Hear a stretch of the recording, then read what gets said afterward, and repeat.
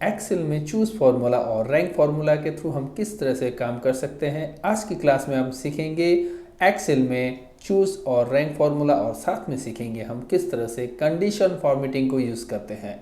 आप देख रहे हैं NISD का ऑफिशियल यूट्यूब चैनल और आज हम सीखेंगे एक्सेल में कुछ टिप्स एंड ट्रिक्स। जैसे कि आप देख रहे हैं यहाँ पे कुछ डेटा है और उस डेटा में हम लोगों को यहाँ पे दिख रहा है, यहाँ पे एक स्विमिंग कंपटीशन का यहाँ पे एक टेबल बनाया गया है जहाँ पे ने प्लेयर्स का नाम है और टाइम दिया गया है, स्टेट, पोजीशन और मेडल। जैसे आप देख रहे हो यहाँ पे जो सबसे कम टाइम में अगर कोई प्लेयर्स कंपटीशन को कंप्लीट करता है तो उसे रैंक मिल जाए 1। तो इस तरह के फॉर्मूले को हम किस फॉर्मूले से यूज़ कर रहे हैं, इस तरह के डाटा को कैसे काम करना है और साथ में हम यहाँ पे देख रहे हैं अगर रैंक पोजीशन 1 होता है तो उसे मिल जाए गोल्ड, अगर पोजीशन 2 हो तो उसे सिल्वर, 3 हो तो ब्रॉन्ज, बाकी जो है वो ब्लैंक हो जाए। और अगर गोल्ड होता है तो उसे गोल्ड कलर में आ जाए, सिल्वर हो तो सिल्वर में और ब्रॉन्ज हो तो ब्रॉन्ज कलर में आ जाए। तो ये हमने कैसे किया, तो आज की क्लास में हम इसे कवर करते हैं। तो इसे कवर करने के लिए सबसे पहले तो आप देख रहे हैं हमारे पास एक मैं डेटा ले लेता हूँ और यहाँ पे मैंने इसे कॉपी करके रख चुका हूँ और अब यहाँ पे हम इसे बनाएंगे। तो जैसे ही हम यहाँ देख रहे हैं आकाश मेहरा उसने 1.01 सेकेंड में अपना ये जो कंपटीशन का जो भी है टास्क उसे पूरा किया गया। तो इसके लिए सबसे पहले हमें निकालना होगा रैंक, और रैंक निकालने के लिए आप फॉर्मूला यूज़ करेंगे इक्वल टू रैंक। तो इक्वल टू रैंक, रैंक में आप नीचे आके टैब दबाइए और यहाँ पे दिया गया है नंबर। तो नंबर हम लेंगे ये जो है B3 कॉलम में आकाश मेहरा का जो भी टाइम है वो नंबर यहाँ पे दिया गया है। फिर कॉमा, फिर आपका सिंटेक्स बोल रहा है रेफरेंस मेरा ये पूरा टाइम है जो सारे कंपटीटर ने जो भी प्लेयर हैं उन्होंने यह टाइम भी पर उसको मैच करेगा, उसके बाद उसे रैंक निकाल के देगा। तो यहाँ पे मेरा पूरा रेफरेंस है और इस रेफरेंस के बाद हमें कॉमा दे के हमें देना है असेंडिंग या डिसेंडिंग। हमें असेंडिंग ऑर्डर में चाहिए तो मुझे 1 दे और ब्रैकेट को क्लोज करें। बट आपको यहाँ पर एक चीज़ करना होगा, डेटा को लॉक। अगर डेटा लॉक कैसे किया जाता है, अगर ये आपने नहीं किया हुआ है तो हमारे डेटा लॉक किस तरह से किया जाता है, किस तरह से F4 से हम डॉलर सिंबल को ला सकते हैं और उसे लॉक कर सकते हैं पोजीशन को, वो क्लास आप ज़रूर देखिएगा। तो इस तरह से हम इसे लॉक कर चुके हैं और अब एंटर प्रेस करते ही ये आ गया 1 और मैं इसे यहाँ से क्लिक करता हूँ तो ये ऑटोमेटिकली पोजीशन अपने आप आ गया। तो यहाँ इसका पोजीशन 1 है क्योंकि ये 1 मिनट 01 सेकेंड में इसने कंप्लीट किया। इसके बाद 2 नंबर को देखिए आप 1:03, फिर 3 नंबर जो है 1:18 क्योंकि इसके बाद सारे लोग उससे ज़्यादा टाइम में ही यहाँ पे कंप्लीट किया हुआ है। सो ये रहा हमारा पोजीशन। अब पोजीशन तो बन चुका है मगर मुझे अब मेडल यहाँ पे डिस्ट्रीब्यूट करना है, किसे गोल्ड मिलेगा, किसे सिल्वर, किसे ब्रॉन्ज, वो भी मैं एक फॉर्मूले के थ्रू यहाँ पे लाना चाहता हूँ। तो इसे कैसे करते हैं चलिए देखते हैं।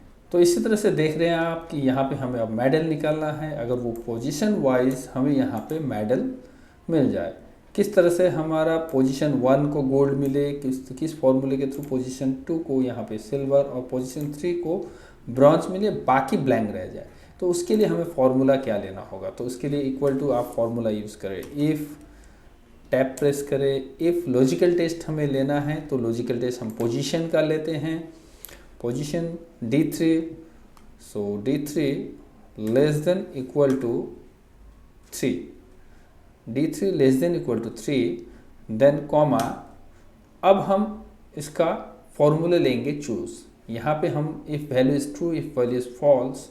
अब फॉल्स या ट्रू को हम ना लेते हुए अब हम फॉर्मूला यूज़ करेंगे चूज़ फॉर्मूला। फिर tab choose formula, index number हमारा रहेगा D3 कॉमा, फिर हमें आउटपुट लेना है। अगर वो पोजीशन 1 होल्ड करता है तो यहाँ पे DE हो गया, D3 कॉमा, फिर यहाँ पे आपको पोजीशन होल्ड करता है अगर 1 तो उसे आ जाए गोल्ड, और अगर पोजीशन होल्ड करता है वो सेकेंड तो सिल्वर, अगर वो पोजीशन होल्ड करता है थर्ड, तो ब्रॉन्ज।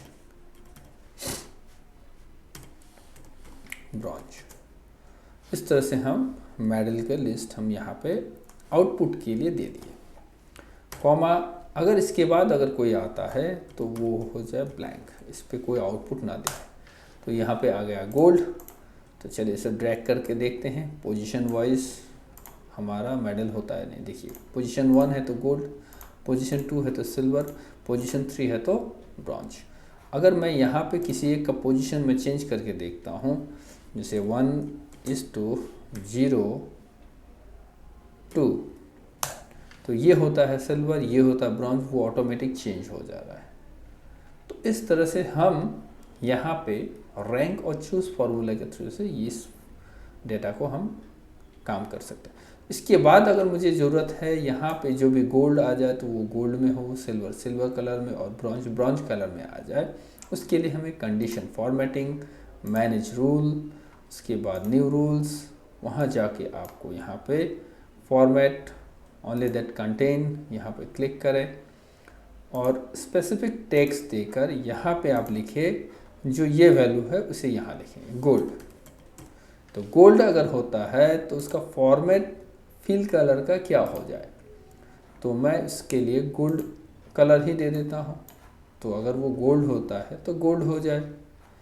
फॉन्ट कलर क्या देना है मुझे, अगर गोल्ड होता है तो फॉन्ट कलर मेरा ब्लैक हो जाए तो ऑटोमेटिक है, तो वो बोल्ड भी हो जाए और इसका फॉन्ट कलर ब्लैक हो जाए। चलो तो यहाँ मैंने फिल कलर गोल्डन और फॉन्ट कलर ब्लैक और साथ में बोल्ड इसको ले लिया। उसके बाद इसे फिर ओके कर देता हूँ। एक तो कंडीशन बैठ चुका है अगर वो गोल्ड अचीव करता है।